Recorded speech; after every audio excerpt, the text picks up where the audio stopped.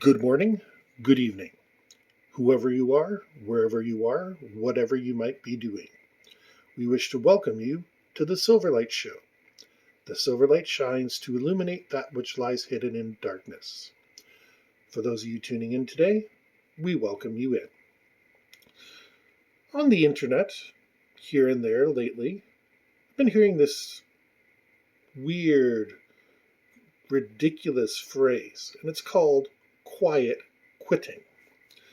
And what quiet quitting refers to is an employee who has figured out how to do the basics of their job, and they do that and no more. For some reason, this is actually a term of abuse. Companies are using it as though it's a bad thing. Well, I'm going to tell you, it's a good thing. I'm going to tell you what you need to say in response to it. But let's get into some examples of quiet quitting. Quiet quitting is when you're hired, when you're onboarded to a company, generally speaking, they give you a list of expectations. Let's go to a fast food company because everybody understands the basics of fast food. And I use them continually because it's something you can work with. Let's just say you're hired as a French fry cook because everybody knows what a French fries cook job is. He or she is going to be asked to keep the French fries full. You know in advance there's 2 times a day you are going to be slammed. You're going to be so busy you don't know what to do. And that's around noon and then again between 5 and 7, where basically that French fry cook is going to take his 5 fryers or her 6 fryers, whatever the place has, and keep the French fries going until the rush stops. That's the nature of things. French fries is not a complicated operation, so you probably put down expected to keep the French fry hopper full as one of the expectations. Another expectation would be keep workplace clean. And I say workplace because a company would always be willing to add something in there, like just because the French fry place is clean, maybe the chicken station dropped mayo all over the place and you have a spare set of hands, they can order you to go over there, and that would be fully within their bounds. But it would not be a French fry cook's job to go to the drive-thru. The reason? They're stained in grease, they've got salt all over them, and they're probably not necessarily trained on the cash register. Yes, training them on a cash register is not ridiculously hard, at least in the modern day, but there was a time where not everybody was so computer literate. So the French fry person, if they were really good and they were on one of their slow times, they would be probably tempted to float a little bit, let's say, maybe help one of their buddies or whatever it might be. They might even be tempted to go out into the front lobby and check a text message or something like that. I understand that. But the expectations are written for the busy times. So on the slow times, you got to be more creative in what you allow your employees to do. Let's look at an accountant. An accountant is likely to be busy a lot of the time, but there's only so many invoices they can put out. And unlike most people, accountants are about the easiest people to keep track of whether they're working or not. This whole quiet quitting thing is nonsense when it comes to accounting. There's an easy way to tell whether your accountants are working or not. If you're getting phone calls debating individual charges, I don't want to pay for X because whatever, your accounting is working. If you're getting phone calls, I didn't get an invoice for X, your accounting is not working. Either they're busy and overwhelmed or they're slack and idle and not doing anything. The ability to evaluate your employees is one of these things that companies repeatedly fail on, and it's the simplest thing in the world. Like I said, the quality of phone calls. If you get a phone call, the customer is mad, I've been waiting for 30 minutes, chances are the rest of your team was not doing their job. If you get a phone call, today I called a major institution, and it surprised me how quickly they answered the phone. it was near instantaneous. I don't even know for sure if I heard the hold music because they're up to date. It's not a busy time for them, and they're able to do their job. During a more busy time, I imagine I would have waited on hold. But I timed everything perfectly. I spent a couple days doing research, and I didn't need to get anything done today. Let's back off for a second. We've been through a couple examples. Quiet quitting is actually healthy because, like I said, you get a busy period. And maintaining your minimum responsibilities during the busy period is called doing your job properly. You can't judge a team by the slow times. You have to judge them when they're slammed and busy and, chaos has hit the wall and everything's going wrong. That's when you start finding out what your team is made of. And again, it's really easy. How far behind are they? Is it normal? Is it worse? Are they catching up? Companies can't figure out how to measure that when realistically it's a manager's job. If your manager is looking around and trying to figure out, is my team doing their job? All they have to do is talk to their boss or the owner or whatever the chain of command is. Maybe your big customer, and just say, hey, how are things working out? Instant feedback. And that way you can catch the ones that are really screwing around and doing their job or have quietly quit. And it's not really a quiet quit. It's kind of like I'm taking advantage of the quiet time and doing my job. What you need to say in response to this is very simple. It's called acting my wage. Yes, remember what I said at the beginning of everybody's employment? You're given the contract. And you're said, okay, these are your areas of responsibility. And you need to hold on to that diagram. As a matter of fact, I'll probably do another episode shortly, which is just about why you should never throw away a piece of paper in your life. But keep it. Do you know why? Because during the slow times, companies love to give you extra work. They love it because the more work you do, the less work they have to pay somebody else to do. And a lot of times they'll come to you and say, John from receiving is going to be quitting in 2 weeks. We need you to cover receiving until you get somebody else.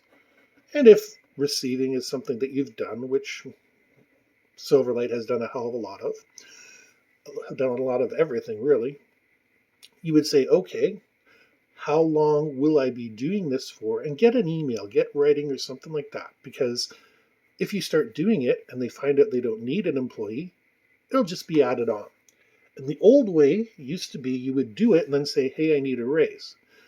But that has not really been valid since the 1990s. If you're doing the job and your job, you're doing the work of two people, they just figure we're going to save that money in our budget. So if they say you're going to be doing it from now on, then you say, not unless you get me a pay raise. If they say 2 weeks and it goes beyond 2 weeks, you say, I'm not doing it till I get a pay raise.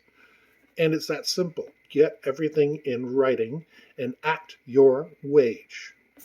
You're being paid to do one job already at a rate that the company thought was fair. If they assign additional responsibilities, it's your job to make sure that you are taken care of. I worked for a company, and I worked my way up from basically security guard to management. And security was for a warehouse area that required safety shoes, safety equipment, all sorts of stuff. And we were required to supply our own. And I was in the office, and whatever happened that day, somebody got sick, somebody didn't show up, blah, blah, blah. You know the chain of events. And one of the senior people, she was senior because she was related to the owner, came to me and she said, we don't have anybody on security tonight. I need you to do it. And I said, I can't do it. I don't have any safety boots on. I don't have a safety helmet. I don't have a safety vest. I lied on the safety vest. I always keep one in my car. But I wasn't going to put a safety vest and go outside because there's a lot of dangerous stuff. I slipped there and cracked my knee. And that's even with all the safety equipment. But when there's trucks and stuff going by, you don't want to be on the ground with a cracked knee. Trust me. And she challenged me, saying, "Are you refusing to do your assignment?" Now, I am ex-military, and this little girl was not. And I looked at her and said, "Are you asking me to break the law for this company? Because safety's a law." They thought they were lucky because they had an employee that was cross-trained. And you know what?